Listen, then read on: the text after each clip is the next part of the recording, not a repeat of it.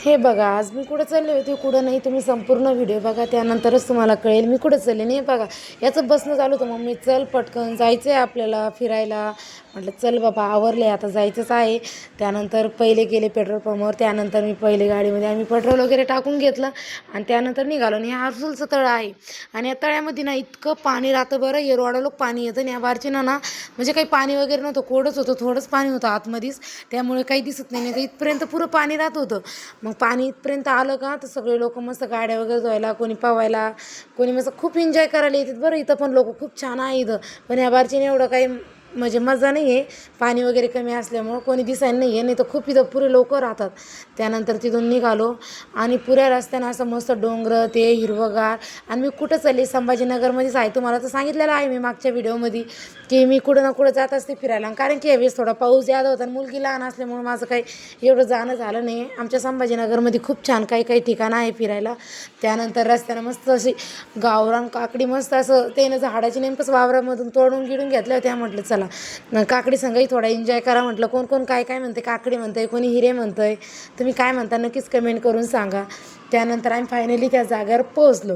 आणि ही जागा कोणी कोणी बघितली आली आहे त्यांना म्हणजे कळण हे काय आहे. औरंगाबादमध्ये ज्यानं बघितलेलं आहे त्यांनी, आणि ज्याने नाहीच बघितली त्यांच्यासाठी मी सांगते, हे संभाजीनगरमध्ये वेरूळ लेणी आहे. आणि हे धबधबा बघा मस्त. आणि मोठ्या धबधब्याकडे पण गेलते मी. आणि हा छोटाच आहे पहिले. मग त्यानंतर इथं थोडंसं मी शूट वगैरे केलं. आणि त्यानंतर म्हटलं मूर्त्या वगैरे दाखवते. आणि खूप ना अंधार होता आतमध्ये, त्यामुळे माझ्या फोनमध्ये काही एवढं बरोबर दिसत नव्हतं. मग मी बाहेरची जी मूर्ती आहे का ते शूट वगैरे करून घेतलं. अशाच मूर्त्या आहे सगळ्या वेगवेगळ्या. आतमध्ये भरपूर काय आहे फिरायसारखं. आणि मी नुसतं बघितलंच, कारण की फोनमध्ये अंधारात काही दिसत नव्हतं आणि मुलं पण खूप परेशान करत होते अंधार असल्यामुळे. त्यामुळे मी ते काही शूट घेतलंच नाही. बाहेरून तुम्हाला दाखवल्या मूर्त्या. पहिले लोक कसे राहत होते, बापरे बाप, त्यांना किती टॅलेंट होतं म्हणजे असं हे करायला, मूर्त्या वगैरे करायला. आपल्यासारखे काय करणार आहे बाबा लोक. त्यानंतर असं पुरं हिरवं दिसत होतं ना, तर चिव नुसती बघत होती, येड्याने करत होती तिच्या पप्पाला. मान काही एका जागेवर ठेवणच नव्हती. आणि ती आहे आता 4 महिन्याची झाली, ती 5वा महिना लागला चिवला. आणि त्यानंतर असं वरती चाललं होतं. माझ्या भावाला माची म्हणजे अशी मवाची माशी नसती का, ती डसली होती त्याच्या जिबीला, तर तो ते दाखवत होता. त्यानंतर आम्ही वरती गेलो, ती त्याचा काटा वगैरे काढला जिबीचा. हे बघा, त्यानंतर मी त्याचा काटा वगैरे काढला. आणि त्यानंतर हे बघा वरती गेलो, असं इतकं सुंदर दिसत होतं ना वरतून. आणि तिथं होतं बघा, आम्ही आता येत होतो ना खाली, तिथं होतं. तिथून इतक्यावरती आलो, इतकं दामादम होऊ लागलं. पण म्हणलं आता फिरायचं आहे तर थोडे पाय दुखले तरी जमतेत. म्हटलं चला आता आलं इथं फिरूनच घ्यावा म्हटलं. आणि आपण असं एकले असले तर काही नाही वाटत हो. मुलं सोबत असले लहान लहान लेकरं तर त्यांना घेऊन चालायचं, पुन्हा ते पडतात का काय सांभाळायला खूप परेशान होती. बघा ना किती लोक होते. आणि रविवारी तर खूपच लोक राहतात ना, शनिवार होता ना, त्यामुळे एवढं काही हे नव्हतं. नाही तर रविवारी खूपच गर्दी राहते. आणि आम्ही डायरेक्ट वरतून शूट करून घेतलं मी, कारण की आतमध्ये अंधार होता त्यामुळे. मग आम्ही जरसं फिरलो तर खूप भूक लागली होती आम्हाला. म्हटलं चला, आम्ही मस्त चिवडा, पाव बटर वगैरे ते आणले होते ना, त्या संग मस्त आम्ही जेवण वगैरे केलं सगळ्यांनी. आणि जेवण केल्याच्या नंतर म्हणलं आता पुढची स्टेप घ्या म्हटलं.